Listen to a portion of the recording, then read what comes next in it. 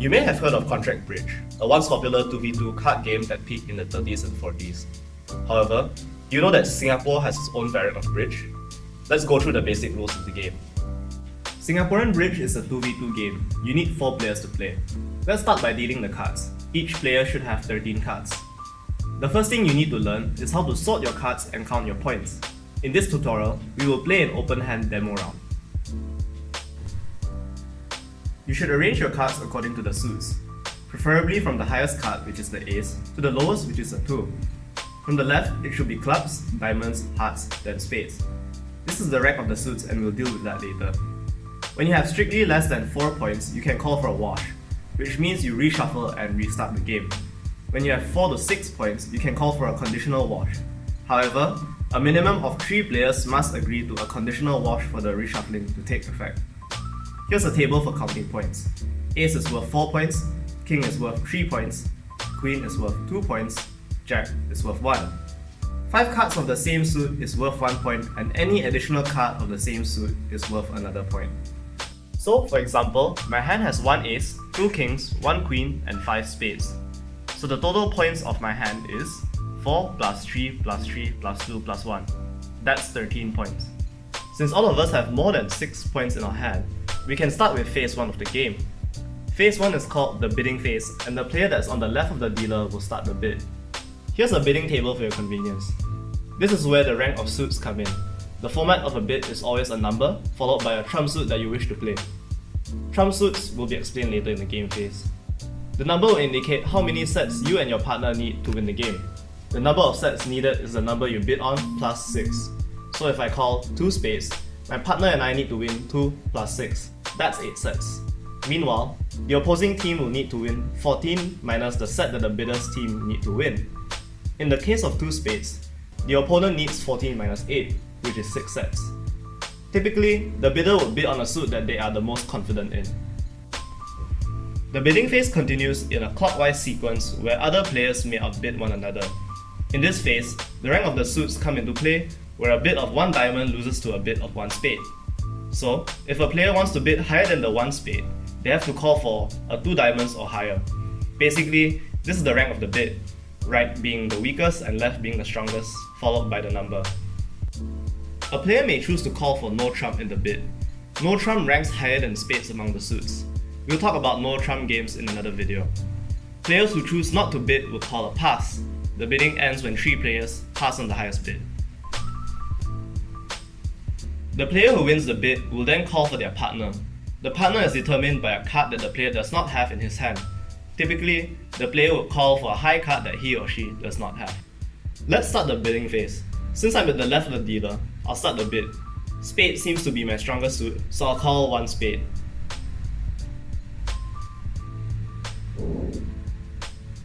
My diamonds seem okay, but I still think spades is my strongest suit, so 2 spades. Since all 3 players pass on my bid, I am now the bidder. I can now call for my partner. My partner will be the one who has the ace of spade. This is an open hand game, so it's obvious who my partner is. But this will not be the case when we are playing the actual game. So now, my partner and I need to win at least 2 plus 6. That's 8 sets to win the game. While the opposing team needs at least 14 minus 8. That's 6 sets. We can now proceed to the game phase. The game starts from the left of the player who wins the bid. They can play any card other than the trump suit, the suit that won the bid. The suit of the first card will be the deciding suit of the round. The round continues in a clockwise fashion. Players will have to play a card of the same suit as the deciding card if it's in their hand. In the case where they don't, they can play a card from any suit. At the end of a round, when all players have placed a card, the winner of the set is determined by 1. If there are trump cards present in which the player with the highest trump card wins. 2. If no trump cards are present, the highest card of the deciding suit wins. As the name suggests, trump cards trump all other suits regardless of the card's rank. This is why the bidding phase is critical. However, trump cards can only be placed when a player does not have a card of the deciding suit. The winner of the previous set will then start the next set. The game ends when all 13 sets are won. Let's check it out.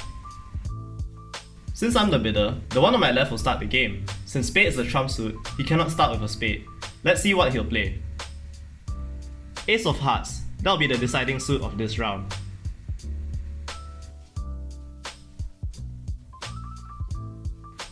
Since heart is the deciding suit and there's no trump suit in this round, the highest heart, which is the ace of heart, wins this round. He'll then start the next round.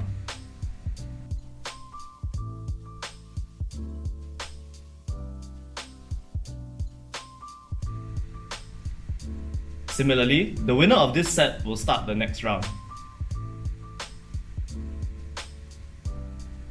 Since hearts is a deciding suit and I ran out of hearts, I can choose to trump it with a spades, since spades was determined to be the trump suit during the bidding phase.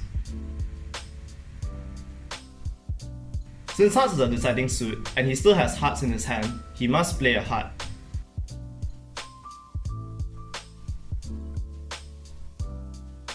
I won this round, so now it's my turn to start. Since the trump card has been used, I can now start the round with a spade, but I choose not to, so I'll play 8 of clubs.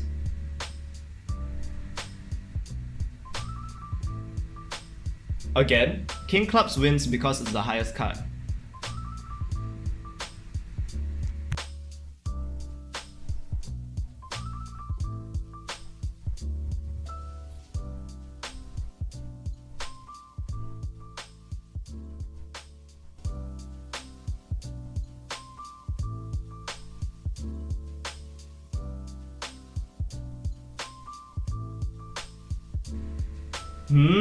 This player has run out of clubs. He can now trump it with a spades, but since he has the ace of spades, he knows that he is my partner.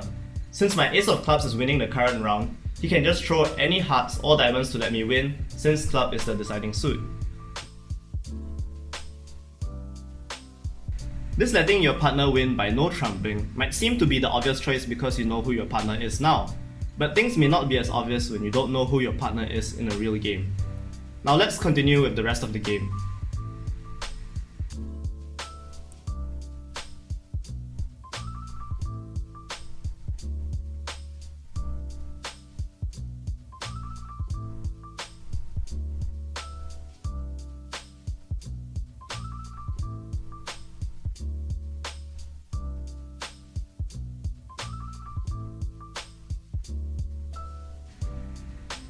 Here, even though I can trump it, I'd rather throw away my dimes. By clearing my dimes, it enables me to trump if someone else starts with a dimes. Also, I'm confident that my partner can win this set since he ran out of clubs too, so I'll let him trump.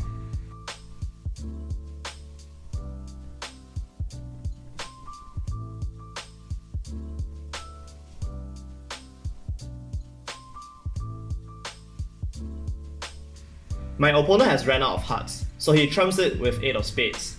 Luckily, I ran out of hearts too, so I can play a bigger spades to over-trump him.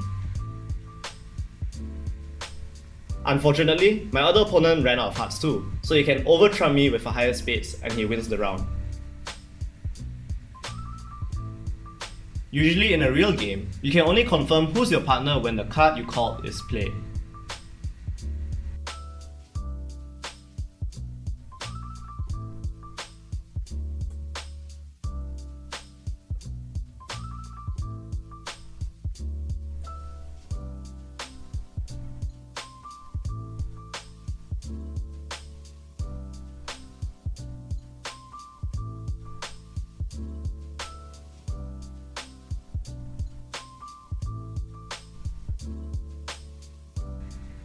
Great, my partner and I won a total of 8 sets, which means we won the game.